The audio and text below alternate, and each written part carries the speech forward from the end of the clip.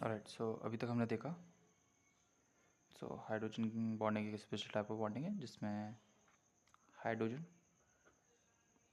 Directly attach होगा या तो ऑक्सीजन, नाइट्रोजन और फ्लोरीन, राइट। इन तीनों में से कोई एक भी एटम हो सकता है और ये हाइड्रोजन बॉन्डिंग को रिप्रेजेंट करती है dash line.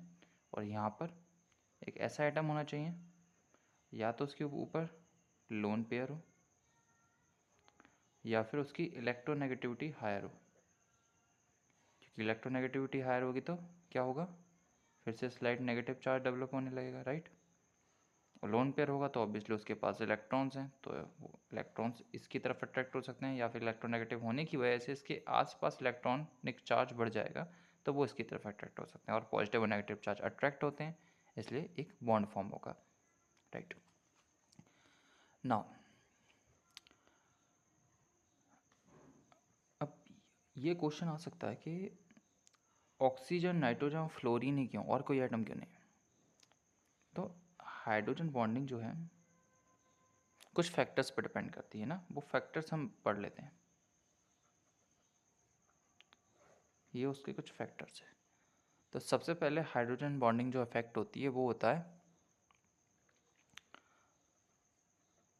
Hydrogen bond directly proportional होता है इलेक्ट्रोनेगेटिविटी, राइट।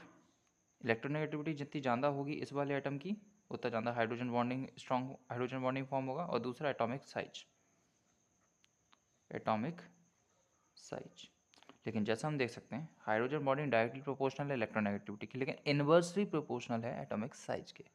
यानी इलेक्ट्रोनेगेटिविटी बढ़ेगी तो हाइड्रोजन बॉन्डिंग बढ़ेगा, लेकिन एटॉमिक साइज अगर बढ़ेगा तो हाइड्रोजन बॉन्डिंग डिक्रीज होगी, उसका नेगेटिव इम्पैक्ट पड़ेगा उसके ऊपर।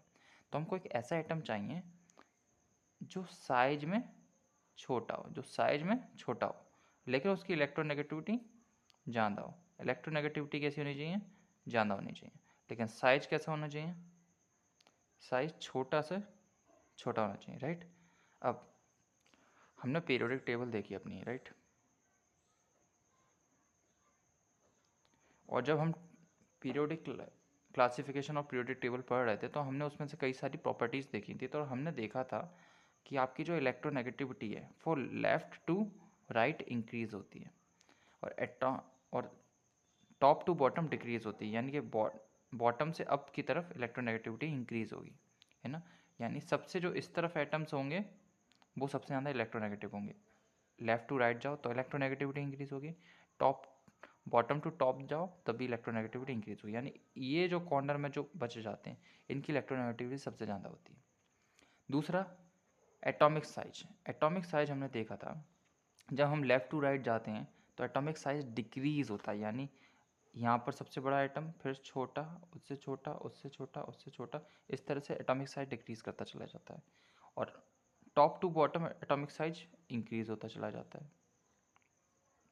राइट। तो हमें सबसे छोटा एटम कहाँ पे मिलेगा, तो हमारी दो कंडीशंस है, राइट। पहला इलेक्ट्रोनेगेटिविटी जितनी ज़्यादा हो सके उतनी ज़्यादा चाहिए, साइज जितना कम हो उतना कम हमारे लिए बेटर है। तो सबसे बेस्ट कंडीशन हमारे लिए क्या है, राइट। ये ऊपर जो भी एलिमेंट होंगे यहाँ पर वही हमारे लिए बेस्ट कैंडिडेट हैं किसके लिए, हाइड्रोजन बॉन्डिंग फॉर्म करने के लिए। सबसे ज़्यादा स्ट्रॉन्गेस्ट हाइड्रोजन बॉन्डिंग यहीं आसपास जो मॉलिक्यूल्स होंगे, एटम्स होंगे सॉरी, वही सबसे ज़्यादा स्ट्रॉन्ग हाइड्रोजन बॉन्डिंग कर सकते हैं ना। अगर हम ये वाले एरिया को मैं ज़रा बड़ा बना देता हूँ तो यहाँ पर बताओ लास्ट में यहाँ पर आपके पास क्या है, यहाँ आपके पास हाइड्रोजन हीलियम है, राइट। ये बोरॉन है, carbon, nitrogen, oxygen, fluorine and neon, right. तो प्रॉब्लम क्या है, नियॉन तो एक नोबल गैस है, राइट। तो वो बॉन्डिंग करने से रहा, वो बॉन्डिंग नहीं करेगा। पर हमारे पास सेकंड बेस्ट कैंडिडेट्स कौन है, सबसे बेस्ट मानते हैं नियॉन की सबसे ज़्यादा इलेक्ट्रोनेगेटिव भी बता रहा है वो और साइज में भी छोटा रहेगा, लेकिन वो एक स्टेबल का एटम है, वो बॉन्डिंग नहीं करेगा। तो बेस्ट कैंडिडेट जो हमारे लिए बच रहे हैं वो हैं nitrogen, oxygen and fluorine, nitrogen, oxygen and fluorine. और देखो यहाँ पर मैंने क्या लिखा था, nitrogen, oxygen and fluorine, okay.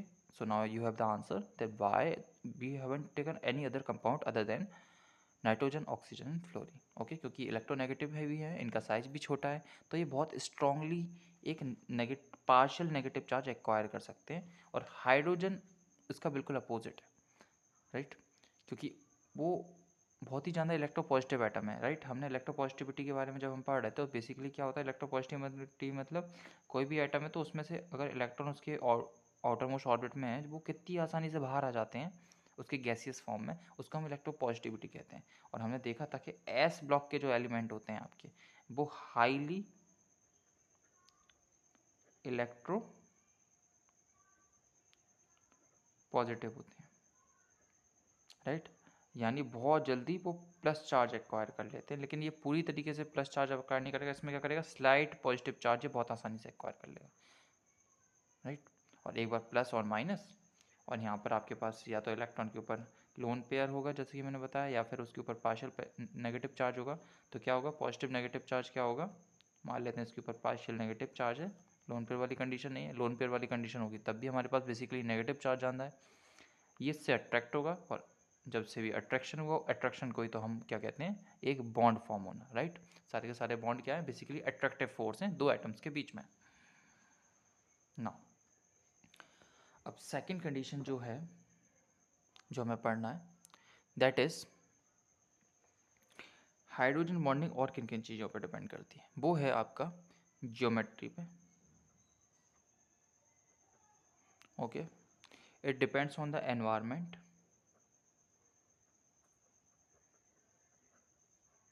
it also depends